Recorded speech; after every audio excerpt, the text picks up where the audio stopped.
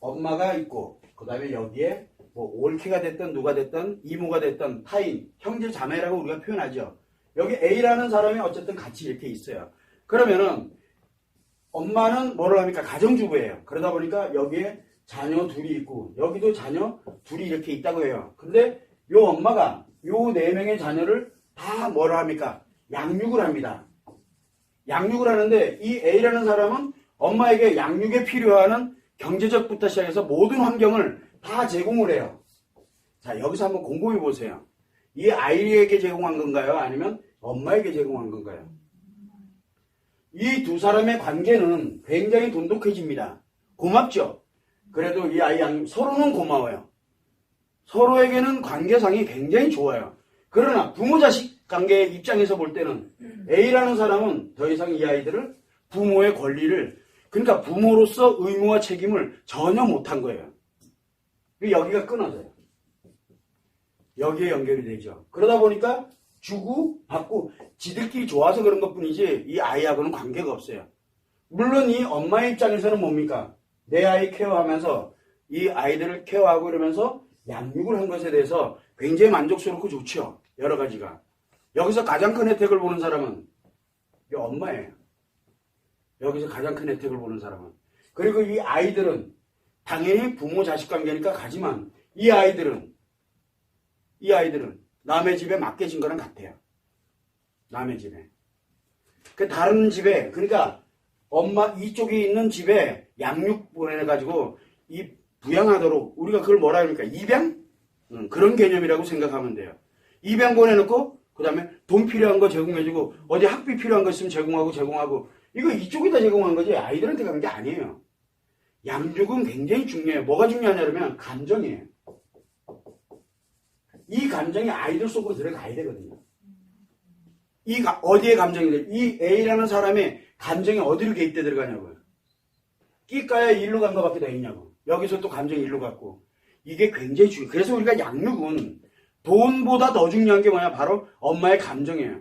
그래서 여자들에게 제가 늘 하는 얘기가 치료에 대한 얘기, 여자들이 안정이 되는 게 굉장히 중요하다고 얘기를 하는 거예요. 왜? 감정을 먹고 살아가는 게 아이들이거든요. 근데 그 감정이 이 A라는 사람은 이 자녀에게 감정 자체가 전달이 안 돼요. 그게 굉장히 중요한 역할을, 결국은 경제적인 가치와 그 다음에 우리가 의미에 관련된 이 감정이 상호 어떻게 보완을 할 수 있는 건지를 찾아야 되거든요. 이게 전적으로 맡겨진다 그러면은 그거는 아이들에게는 큰 치명타라고 보면 될 것 같아요. 참고로 하시면 됩니다. 또 A의 아이가 아들일 때는 그나마 피해가 덜하고 덜하죠. 여자 아이들이면 정말 치명적인. 남자는 아까 얘기를 할 때 남자 즉 아들이죠. 여기 아들 키우는 분들 계시죠. 그 다음에 여자 딸이죠. 딸은 엄마의 감정을 먹고 삽니다. 아들은 엄마의 환경을 먹고 삽니다. 환경. 이해되시나요? 여기는 감정 교육을 못해요. 지 기분대로 가거든. 그래서 아이들은 아들일 때는 기분 좋은 환경만 만들어지면 잘 커요. 잘 커요. 그런데 딸은 그렇지가 않아요. 반드시 엄마의 감정을 먹고 갑니다. 그러다 보니까 엄마가 만약에 예를 들어 여기에 상처가 많으면 누가 치명타를 입어요? 딸이 치명타를 입어요. 이 감정을 그대로 딸이 가지고 가거든요. 딸이 그대로 가지고 갑니다. 성인까지 계속. 그런데 요 상처가 여기로 들어가면 남자는 어떻게 되겠어요? 아들은 스트레스. 엄마로부터 벗어나는 게 얘는 사는 길이야. 그래서 뛰쳐나가는 거예요. 왜 뛰쳐나가요? 엄마 때문에. 집이 스트레스 받는 환경이 돼버린 거예요. 그러니까 못 견뎌요. 집에서. 자기 방에 그나마도 자기 방에 꼴방에 딱 박히면 되는데 자기 방으로 박히면 되는데 문짝까지 다 뜯어버렸어. 그러면 얘는 무조건 집 나가요. 아이가 문제가 생긴 게 아니라 엄마가 문제가 생긴 거예요. 사실은. 자, 그런데 왜 아빠 얘기는 안 나오냐? 아빠는 가끔 와요. 아빠는 대체적으로.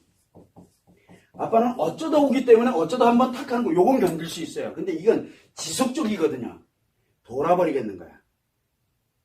그래서 엄마의 상처는 굉장히 지속적이기 때문에 자기도 모르는 사이에 아이들 같은 경우는 그 방에 이렇게 쿡 처박혀 있잖아요. 예를 들어서 여러분들 아들이 집에 있을 때 어디에서 노는지를 엄마의 시선에서 벗어났는지 벗어나서 노는지 아니면은 내 시선 안에서 놀고 있는지를 딱 보면은 내가 상처가 있구나 없구나를 해석을 할 수 있어요. 아들을 보면 돼요.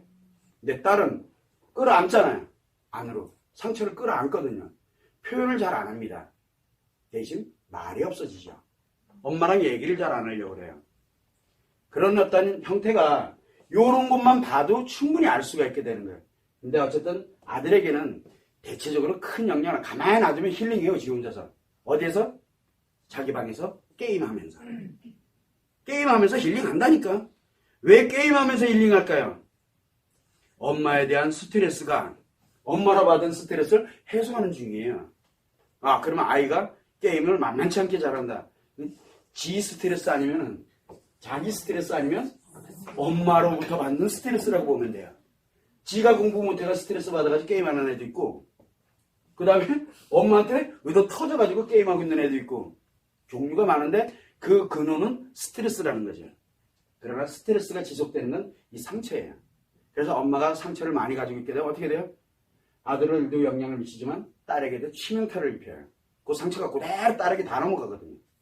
그걸 여러분들이 참고를 해주시면 됩니다.